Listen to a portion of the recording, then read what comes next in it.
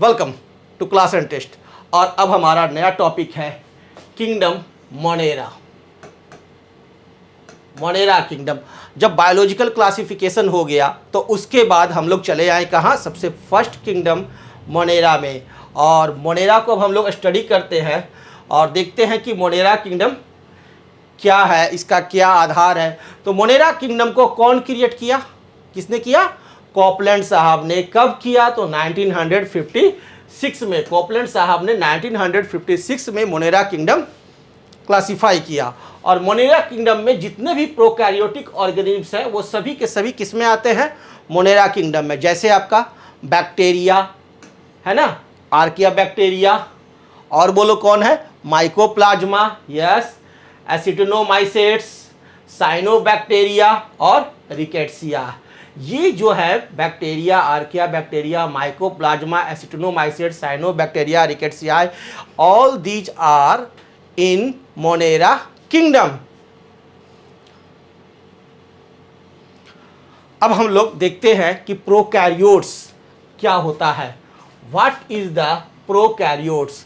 तो प्रोकैरियोट्स जो है वो किससे बना है? ग्रीक वर्ड प्रो से। अब प्रो का मीनिंग क्या होता है? प्राइमिटिव। प्रो का मीनिंग प्राइमिटिव और कैरियोस का मीनिंग न्यूक्लियस। यानी कहने का मतलब है कि वैसा ऑर्गेनिज्म जो इसमें कि प्राइमिटिव न्यूक्लियस हो, यानी ऑर्गेनिज्म कंटेनिंग प्राइमिटिव न्यूक्लियस। और यह जो वर्ड आपका प्राइमिटिव न्यूक्लियस है, इसका मतलब होता है अनऑर्गेनाइज्ड न्यूक्लियस। प्राइमिटिव न्यूक्लियस का मीनिंग क्या होता है? प्राइमिटिव न्यूक्लियस का मीनिंग होता है अनऑर्गेनाइज्ड न्यूक्लियस, जिसका मतलब होता है कि वो ऐसा न्यूक्लियस जिसके चारों तरफ कोई बाउंड्री नहीं है और उसमें कोई आपका प्रोटीन्स या मेम्ब्रेन्स एसोसिएटेड नहीं है, doesn't have associated proteins and membranes. और न्यूक्लियस जो होता है यहाँ वो होता है क्या? डबल स्ट्रैंडेड डीएनए क्वाइल का। न्यूक्लियस में जो होते हैं वो क्या होते हैं? डबल स्ट्रैंडेड डीएनए क्वाइल होते हैं। और जो हम लोगों को स्टडी करते हैं ये प्रोकैरियोट्स को, वो किस में स्टडी करते हैं? माइक्रोबायोलॉजी में। तो माइक्रोबायोलॉजी क्या होता है? What is microbiology?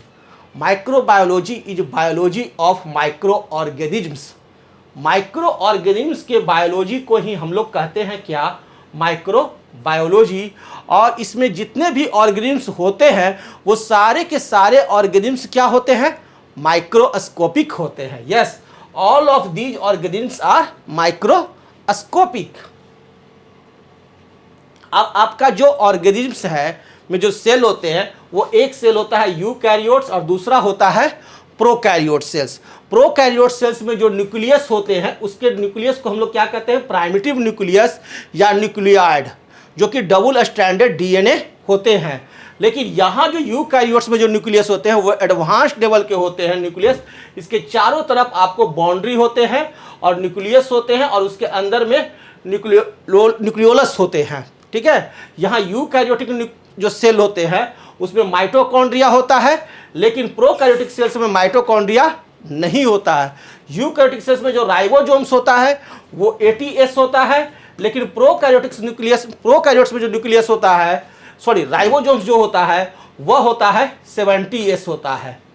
लेकिन एक सवाल और आता है कि भाई यूकैरियोटिक सेल्स में भी तो 70S राइबोसोम्स पाए जाते हैं, तो वो कहाँ पाए जाते हैं? वो राइबोसोम्स पाए जाते हैं माइटोकॉन्ड्रिया में। माइटोकॉन्ड्रिया और प्लास्टिड्स में यूकैरियोटिक सेल्स में 70S राइबोसोम्स पाए जाते हैं। बाकी तो आपका एंडोप्लाज्मिक रेटिकुलम है। कोई भी मेम्ब्रेन बॉन्डेड ऑर्गेनेल्स जो सेल में रहते हैं वो आपको यूकैरियोटिक सेल्स में पाए जाते हैं, प्रोकैरियोटिक सेल्स में नहीं पाए जाते हैं। और मोनेरा जो किंगडम है, इस किंगडम में जितने भी सेल्स होते हैं वो प्रोकैरियोटिक सेल होते हैं। तो प्रोकैरियोटिक सेल्स के क्या नेचर है वो आपने देखा कैसा होता है। उसके अंदर मेम्ब्रेन बॉन्डेड ऑर्गेनेल्स नहीं होता है, उसमें 70S राइबोसोम्स होते हैं, 80S राइबोसोम्स नहीं होते हैं। तो ये सब चीज़ें क्लियर हो गया। यहाँ न्यूक्लियस नहीं होता है, यहाँ पर ऐसा न्यूक्लियस होता है जिसके चारों तरफ बॉन्ड, आपका सेल मेम्ब्रेन का कोई मेम्ब्रेन बॉन्ड नहीं होता है, तो उसको हम लोग न्यूक्लियोइड कहते हैं। क्लियर? तो अब हम लोग देखते हैं क्या characteristic features of kingdom Monera. Kingdom Monera के कैरेक्टरिस्टिक फीचर्स को अब हम लोग देख लेते हैं कि करके। तो ये क्या है, किंगडम मोनेरा जो होते हैं सबसे सिंपलेस्ट ऑर्गेनिज्म्स है और मोस्ट प्राइमिटिव है। सबसे पहला तो ये सबसे सिंपलेस्ट है, दूसरा यह मोस्ट प्राइमिटिव है और तीसरा यह यूनिसेलुलर प्रोकैरियोट्स है, नॉट यूकैरियोट्स। यूनिसेलुलर है, एक कोशिका का बना हुआ है, लेकिन कैसा है तो प्रोकैरियोट्स होते हैं मोनेरा में। ओके, सिर्फ मोनेरा में ही प्रोकैरियोट्स रहते हैं और इनके जो सेल वाल जो होते हैं वो उस पर आपको रहते हैं क्या, सेल वाल जो रहेंगे इनके चारों तरफ, सेल के चारों तरफ यदि सेल वाल है तो वहां आपको पाया जाएगा क्या, पेप्टाइडोग्लाइकॉन या रहेगा म्यूरेन। नो सेलुलोज, कोई सेलुलोज नहीं रहेंगे, पेप्टाइडोग्लाइकन या म्यूरेन रहता है और कोई भी सेलुलोज नहीं होता है। Membrane bonded cell organelles absent होते हैं, मेम्ब्रेन बॉन्ड सेल ऑर्गेनल्स नहीं प्रेजेंट होते हैं, किसी तरह का मेम्ब्रेन बॉन्ड ऑर्गेनल्स इसमें नहीं होता है। Various types of modes of nutrition होते हैं, जैसे कि इसके जो न्यूट्रिशन का जो मोड है वो कई टाइप्स के होते हैं, सैप्रोफाइटिक भी होते हैं, पारासाइटिक होते हैं, कीमोट्रॉफिक होते हैं, फोटोट्रॉफिक होते हैं और सिम्बायोटिक होते हैं। ये बैक्टीरिया जो होता है जो इसमें पाया जाता है मोनेरा किंगडम में ही बैक्टीरिया होते हैं और इनके जो मोड्स ऑफ न्यूट्रिशन है वो कई टाइप्स के होते हैं। इनका डीएनए जो होता है वो क्या होता है, नेक्ड होता है। डीएनए इनका क्या होता है, कैसा होता है, नेक्ड होता है। क्या होता है डीएनए, ये हम लोग क्लास 12 में देखेंगे। ओके, और it lies inside the cytoplasm, cytoplasm के अंदर होता है लेकिन क्वाइल्ड फॉर्म में रहता है। साइटोप्लाज्म के अंदर में इस तरह से क्वाइल्ड फॉर्म में रहेगा। दिस इज कॉल्ड न्यूक्लियोइड और फॉल्स न्यूक्लियस, और इसी को हम लोग कहते हैं न्यूक्लियोइड और फॉल्स न्यूक्लियस। साइटोप्लाज्म के अंदर में डीएनए जो है क्वाइल्ड फॉर्म में रहता है, ठीक है ना, और उसी क्वाइल्ड डीएनए को जो कि नेक्ड डीएनए है, उसी नेक्ड क्वाइल्ड डीएनए को जो एक जगह बैठा हुआ है उसी को हम लोग कहते हैं न्यूक्लियोइड या कहते हैं फॉल्स न्यूक्लियस। यानी अभी न्यूक्लियस का बनना शुरू हुआ है, यहाँ बंद नहीं पूरी तरह से पाया है। ओके, और फ्लैजला यदि यहाँ होगा, यदि यहाँ फ्लैजला रहता है तो वो सिंगल स्ट्रैंडेड रहेगा। फ्लैजला कैसा रहेगा, अगर रहेगा तो single stranded instead of being multi stranded. यहाँ मल्टी स्ट्रैंडेड नहीं होता है जैसा कि यूकैरियोट्स में होते हैं। ओके, इसीलिए यहाँ जो फ्लैजला जो होते हैं वो एक स्पेशल तरह का प्रोटीन कंटेन करते हैं जिसको कि हम लोग कहते हैं फ्लैजलिन। एक स्पेशल तरह का प्रोटीन कंटेन किए हुए रहते हैं यहाँ फ्लैजला, जिसे क्या कहते हैं, फ्लैजलिन। तो ये फ्लैजलिन नामक जो प्रोटीन है वो किसकी कैरेक्टरिस्टिक्स है, मोनेरा की। ओके, और जो रिप्रोडक्शन होगा यहाँ सेक्सुअल मेथड ऑफ रिप्रोडक्शन नहीं होता है, गैमेट्स नहीं होते हैं। यानी रिप्रोडक्शन कैसा होगा तो एसेक्सुअल मेथड होगा, रिप्रोडक्शन हमेशा एसेक्सुअल मेथड होगा। माइटोटिक स्पिंडल एब्सेंट रहेंगे, माइटोटिक स्पिंडल नहीं रहते हैं। और कुछ मोनेरांस है जिनके पास एबिलिटी होता है नाइट्रोजन को फिक्स करने का इन यूजफुल नाइट्रेट्स। तो ये भी हम लोग आगे देखेंगे कि कौन मोनेरांस हैं जो कि नाइट्रोजन को फिक्स करते हैं नाइट्रेट्स में। ओके, और गैमेट्स तो यहाँ नहीं होते हैं, गैमेट्स यहाँ नहीं प्रेजेंट होते हैं, नहीं होते हैं। इसीलिए तो यहाँ जो रिप्रोडक्शन होता है मोनेरा में वो only asexual mode of reproduction. अब हम लोग मोनेरा किंगडम को क्लासिफाई कर देते हैं। तो मोनेरा किंगडम को जो क्लासिफिकेशन जो होगा वो होगा आपको दो भाग में, एक होगा इसका पूर्वज और एक होगा अभी नया वाला। तो नया वाला जो होगा वो मॉडर्न होगा और पुराना जो होगा वो थोड़ा सा ओल्ड होगा, है ना। अब हम लोग मोनेरा किंगडम को क्लासिफाई करते हैं। तो क्लासिफिकेशन जो होगा मोनेरा किंगडम का वो दो भाग में, एक हो गया इसका पूर्वज, एक हो गया नया वाला। तो पूर्वज का नाम होता है आर्किया बैक्टीरिया, एक होता है क्या, आर्किया बैक्टीरिया। ये आर्किया बैक्टीरिया है जो ओल्ड मॉडल है। तो ओल्ड मॉडल है तो इसका बहुत सारा फीचर्स नहीं रहेगा। नया मॉडल जो रहता है उसको न्यू न कह करके इसको कहता है यू बैक्टीरिया। न्यू नहीं बोला, क्या कहा है, यू बैक्टीरिया, EUBACTRIA। यू का मतलब होता है ट्रू, अब बैक्टीरिया यानी ट्रू बैक्टीरिया है।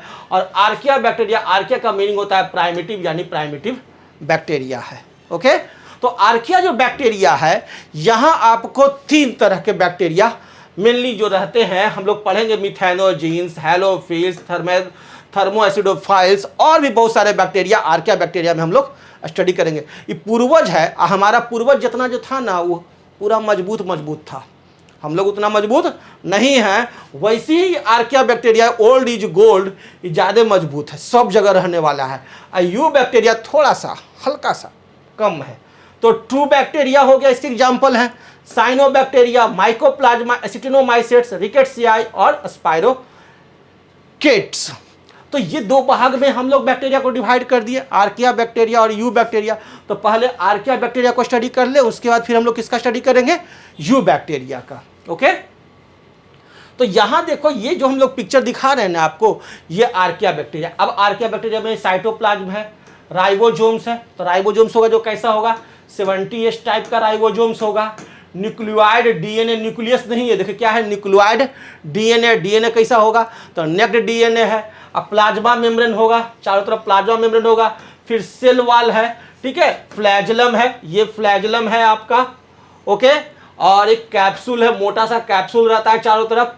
और ये पाइलस है, अब क्या है पाइलस बताएंगे आगे, ठीक है। लेकिन यहाँ माइटोकॉन्ड्रिया है, नहीं है, नहीं ना है। एंडोप्लाज्मिक रेटिकुलम है, नहीं है। गोल्गी बॉडी है, नहीं है। क्यों नहीं है, क्योंकि हम लोग पढ़ चुके हैं कि मेम्ब्रेन बॉन्डेड ऑर्गेनल्स आपको मोनेरा में नहीं रहते हैं।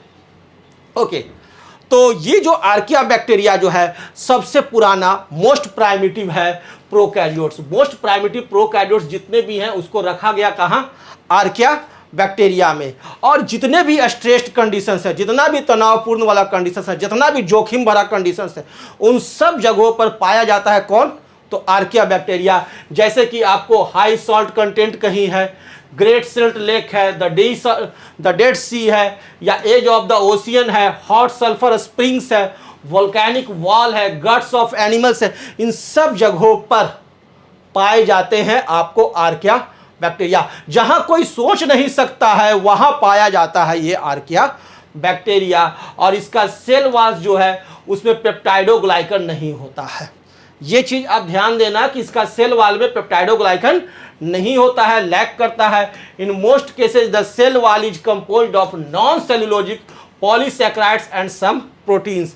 इसमें जितने भी अधिकांश सेल वॉल होते हैं वो अधिकांश सेल वॉल आपको नॉन सेलुलोजिक पॉलीसैकेराइड्स और कुछ प्रोटीन्स के बने हुए होते हैं। ये ध्यान दीजिएगा कि आर्किया बैक्टीरिया के सेल वॉल जो रहेंगे चारों तरफ सेल के, वो किस चीज का बना हुआ है, नॉन सेलुलोजिक पॉलीसैकेराइड्स और कुछ प्रोटीन्स के। और यहाँ जो कुछ मेंबर्स है उसके सेल वॉल में भी एब्सेंट, और इसके कुछ मेंबर्स में तो सेल वॉल होता भी नहीं है। ओके, तो वो डिपेंड करता है कि कौन सा आर्किया बैक्टीरिया को कैसे कंडीशंस में रहना है। यदि बहुत जटिल कंडीशंस में रहना है तो वहाँ सेल वॉल रहेगा, कुछ ज़्यादा प्रोटेक्शन रहेगा। कुछ वैसा कंडीशंस में नहीं है तो उसके पास नहीं रहते हैं। तो अलग अलग कंडीशंस के अनुसार उनकी बॉडी अलग अलग बनी हुई है। तो this feature of having different kinds of cell wall is responsible for their survival in extreme conditions. और मोस्टली जो आर्किया बैक्टीरिया होते हैं, अधिकांश जो आर्किया बैक्टीरिया होते हैं वो कीमो ऑटोट्रॉफ्स होते हैं। तो ये भी ध्यान देने का चीज़ है कि अधिकांश आर्किया बैक्टीरिया क्या होते हैं, कीमो ऑटोट्रॉफ्स होते हैं। अब ये जो आर्किया बैक्टीरिया है इसको 3 भाग में हम डिवाइड करते हैं, ठीक है। कितने भाग में, 3 भाग में। फर्स्ट जो है वह है हमारा मिथेनोजीन्स, सेकंड जो है वह है हेलोफाइल्स, और थर्ड जो है वह है थर्मोएसिडोफाइल्स। तो 3 भाग में आर्किया बैक्टीरिया को डिवाइड किए और तीनों भाग को हम लोग बारी बारी देखते हैं। तो सबसे पहले हम लोग स्टडी करेंगे क्या, मिथेनोजीन्स। और मिथेनोजीन्स क्या होते हैं, एनाइरोब्स है, माने कि एरोबिक नहीं है, ये क्या है, एनाइरोबिक है, बिना ऑक्सीजन के ये रहते हैं।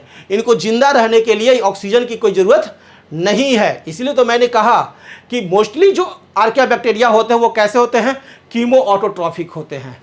जो मोस्टली जो होते हैं वो हमने कहा क्या है, कीमो ऑटोट्रॉफिक है। ऑटोट्रॉफिक है माने अपना भोजन स्वयं बनाता है, लेकिन कैसे, कीमो ऑटोट्रॉफ्स होते हैं। तो ये क्या है, एनाइरोब्स हैं। तो लाइव्स करते हैं क्या, एनाइरोबिकली, ये जीते हैं, एनाइरोबिकली रहते हैं। तो एनाइरोबिकली ये बहुत सारे जगह पर रहते हैं, यानी वैसे जगह पर जहाँ ऑक्सीजन नहीं है, ठीक है ना, वहाँ जाकर के रहते हैं। जैसे कि आपका रूमिनेंट्स है। रूमिनेंट्स किसको कहते हैं, जैसे कि काव है, बफेलो है, गॉट्स है, ये सब रूमिनेंट्स एनिमल्स हैं। अब इन एनिमल्स के गट में आपको पाया जाता है क्या, मिथेनोजीन्स नामक बैक्टीरिया। इनकी कैटेगरी की बैक्टीरिया जो है, इस टाइप की बैक्टीरिया जो है वो कहाँ रहती है, गट ऑफ सेवरल रूमिनेंट्स। और भी बहुत सारे बैक्टीरिया जो हैं वो मीथेन प्रोड्यूस करते हैं। गोबर गैस देखे हैं ना गांव में, गोबर गैस, और उस गोबर गैस से क्या होता है, आपको खाना बनता है। तो वो गोबर गैस जो बनता है उसमें कौन सा गैस उत्पन्न होता है, मीथेन। और उस गैस को उत्पन्न करने में जो बैक्टीरिया सहायक है वो इसी कैटेगरी का है, मिथेनोजीन्स का है। ओके। और ये गैस किस चीज से बनाते हैं, डंग्स ऑफ कैटल से बनाते हैं, गाय के गोबर, भैंस के गोबर, या जितने भी आपको सड़े गले पदार्थ हैं उनसे ये बनाते हैं। तो और ये बैक्टीरिया का और भी बहुत सारा रोल है, जैसे कि फर्मेंटेशन ऑफ सेलुलोज, सेलुलोज का फर्मेंटेशन करना है तो मिथेनोजीन्स करता है। These produce almost 65% of atmospheric methane. जितना भी मीथेन आपको प्रोड्यूस होता है, कोई गोबर गैस है उसमें जितना मीथेन प्रोड्यूस हो रहा है उसका 65% जो प्रोड्यूस हुआ है ना, वो इन्हीं बैक्टीरिया के चलते होता है। ये बैक्टीरिया क्या है, माइक्रोस्कोपिक है, आंख से दिखाई भी नहीं देता है। इसके एग्जाम्पल है क्या, मिथेनोबैक्टीरियम, मिथेनोबैक्टीरियम, मिथेनोबैसिलस, मीथेन से ही बना दिया गया है, मिथेनोसैक्रिना, मिथेनोसर्किना और मिथेनोकोकस। ये हैं मिथेनोजीन्स बैक्टीरिया। और देखिए, fermentation of cattle dung by methanogens is used in gobar gas plants. Gobar gas plants में इसका यूज बहुत ज़्यादा है। अब नेक्स्ट जो बैक्टीरिया हम लोग देखने जा रहे हैं वो आर्कियोबैक्टीरिया टाइप्स, वो है हमारा हेलोफाइल्स। अब ये जो हेलोफाइल्स है ये सॉल्टी जो कंडीशंस है, बहुत ही ज़्यादा सॉल्टी कंडीशंस है, वहाँ पाया जाता है। अब सॉल्टी कंडीशंस में तो कोई जिंदा नहीं रहेगा जहाँ की ये रहते हैं। तो ये फाउंड इन एक्सट्रीमली सैलिन इन्वायरमेंट्स, ये सैलिन इन्वायरमेंट्स में पाए जाते हैं, जैसे कि सॉल्ट लेक्स में, सॉल्ट मार्सेज में, सॉल्ट पैन्स में या सॉल्ट सॉल्यूशंस में पाए जाने वाले बैक्टीरिया को कहते हैं क्या, हेलोफाइल्स कहते हैं। और ये बैक्टीरिया भी है जो कि एनाइरोबिकली है, यानी इसको भी जीने के लिए ऑक्सीजन की आवश्यकता नहीं है। ओके। और इनके पास एक केमिकल होता है स्पेशल तरह का, जिसको कि कहते हैं हेलोरोडोप्सिन। क्या कहते हैं, हेलोरोडोप्सिन। ये एक स्पेशल तरह का केमिकल होता है जिसकी मदद से ये क्या करते हैं कि पंप करते हैं क्लोराइड्स को into the cell to prevent cellular dehydration, ताकि कि सेलुलर डिहाइड्रेशन नहीं हो। ये एक ऐसा तरह का केमिकल ये अपने अंदर रखे हुए हैं जिसको कि कहते हैं हम लोग क्या, हेलोरोडोप्सिन। इस केमिकल के चलते ये सैलिन नेचर में भी डिहाइड्रेट नहीं होते हैं। तो ये गजब का केमिकल है। अगर यह केमिकल आपके पास मिल जाए तो सॉल्टी कंडीशंस में आप भी डिहाइड्रेट नहीं होगे, हेलोरोडोप्सिन, है ना। तो ये जो हेलोबैक्टीरियम है ये डेवलप्स करते हैं पर्पल मेम्ब्रेन, ठीक है ना। और इनके पास एक फोटो रिसेप्टर पिगमेंट भी होता है, उस फोटो रिसेप्टर पिगमेंट को कहते हैं बैक्टीरियोहोरोडोप्सिन। उस पिगमेंट को क्या कहते हैं, बैक्टीरियोहोरोडोप्सिन। एक स्पेशल तरह का पिगमेंट होता है और इस पिगमेंट की मदद से ये लाइट में क्या करते हैं कि लाइट को कैच कर लेते हैं और उसकी मदद से अपना प्रोटॉन पंप कराते हैं अपने अंदर और एटीपी का सिंथेसिस करते हैं। गजब का इनके पास एक पिगमेंट है, दैट पिगमेंट इज बैक्टीरियोहोरोडोप्सिन, जिसकी मदद से लाइट जब रहता है तो वहाँ प्रोटॉन पंप करता है और हेल्प्स करता है किस चीज़ में, सिंथेसिस ऑफ एटीपी में। कौन करता है, तो बैक्टीरियोहोरोडोप्सिन। तो दो चीज इसके पास बहुत बढ़िया है, एक है हेलोड्रोप्सिन, ठीक है ना, हेलोरोडोप्सिन। ये एक स्पेशल तरह का केमिकल है जो कि इसको डिहाइड्रेट नहीं होने देता है सॉल्टी में। और एक इसके पास क्या पाया जाता है, एक स्पेशल तरह का फोटो रिसेप्टर पिगमेंट पाया जाता है जो कि है बैक्टीरियोहोरोडोप्सिन, ठीक है ना, जो क्या करता है, एटीपी सिंथेसिस कराता है लाइट की उपस्थिति में। अब यह एटीपी जब फॉर्मेशन होगा तो ये क्या है, एनर्जी का भंडार है। अब इसी की मदद से इसकी जिंदगी की नैया चलेगी और ये सर्वाइवल मैकेनिज्म अंडर एनाइरोबिक कंडीशंस, जिसकी मदद से ये एनारोबिक कंडीशंस में सर्वाइव करता है। अब इसके एग्जाम्पल भी देख लो, एक है हेलोबैक्टीरियम, दूसरा है हेलोकोकस। तो दो एग्जाम्पल आप याद कर लो, एक है हेलोबैक्टीरियम और दूसरा हेलोकोकस है हेलोफाइल्स के। अब नेक्स्ट देखते हैं। थर्ड जो बैक्टीरिया है वो हम लोग का वो है थर्मोएसिडोफाइल्स। कौन सा है? थर्मोएसिडोफाइल्स। ये जो थर्मोएसिडोफाइल्स है यह आपको नाम सही है थर्मल, यानी बहुत ज़्यादा हाई हीट के कंडीशन में, ज़्यादा हीट है जहाँ बहुत हीट है वहाँ उस एक्सट्रीमली हीट कंडीशंस में, और जहाँ पीएच जो है एसिडिक, जहाँ आप सोच नहीं सकते हो रहने के लिए कि जाओगे या जर के मर जाओगे, उस एसिडिक पीएच में, जो कि जहाँ एसिडिक पीएच जो है वो अराउंड 2 है और हीट बहुत ज़्यादा रहता है, वहाँ भी ये बैक्टीरिया जीवित रहते हैं। और वैसे बैक्टीरिया जो हाई हीट और एसिडिक पीएच में 2.0, एसिडिक पीएच कितना 2.0 में यदि जीवित रहते हैं तो वैसे बैक्टीरिया को हम लोग कहते हैं थर्मोएसिडोफाइल्स। ओके, ये भी क्या है? एनाइरोबिकल कंडीशंस में रहते हैं। यानी तीनों बैक्टीरिया जो देखे हम लोग archaea bacteria, all archaea bacteria are anaerobically. ठीक है, ये ऑर्गेनिज्म क्या करते हैं? ऑक्सीडाइज करते हैं सल्फर को। ये सल्फर को ऑक्सीडाइज कर देता है सल्फ्यूरिक एसिड्स में। गजब का नेचर है, यानी कहीं आप देख रहे हो कि बहुत ज़्यादा सल्फ्यूरिक एसिड है, हीट बहुत ज़्यादा है वहाँ पर, इसका मतलब वहाँ पर आर्किया बैक्टीरिया है। कौन सा आर्किया बैक्टीरिया है? थर्मोएसिडोफाइल्स है। 2S + 2H2O + 3O2, 2 molecule sulphur का, 2 मॉलिक्यूल वाटर का, 3 मॉलिक्यूल ऑक्सीजन का, ये मिल जाता है और इसको आर्किया बैक्टीरिया क्या करता है? सल्फ्यूरिक एसिड में कन्वर्ट कर देता है 2H2SO4 प्लस एनर्जी, और ये एनर्जी का यूज करता है अपने सर्वाइवल के लिए। तो thermoacidophiles can survive in high temperature and low pH conditions, और इसके एग्जांपल हैं सल्फोबोलस और है थर्मोप्लाज्मा और थर्मोप्रोटियस। तो 3 एग्जांपल हम लोग यहां देख रहे हैं किसके? थर्मोएसिडोफाइल्स के। एक है सल्फोबोलस, दूसरा है थर्मोप्लाज्मा और तीसरा है थर्मोप्रोटियस। तो इस प्रकार से हम लोगों ने आर्किया बैक्टीरिया को पूरी तरह से अध्ययन कर लिया, सभी टाइप्स। अब हम लोग देखते हैं, ये तो पूर्वज हैं बैक्टीरिया के, अब जो नया वाला जो बैक्टीरिया आया है, नया जनरेशन का जो बैक्टीरिया, जो मॉडर्न बैक्टीरिया है, वो बैक्टीरिया है सेकंड नेचर का यू बैक्टीरिया।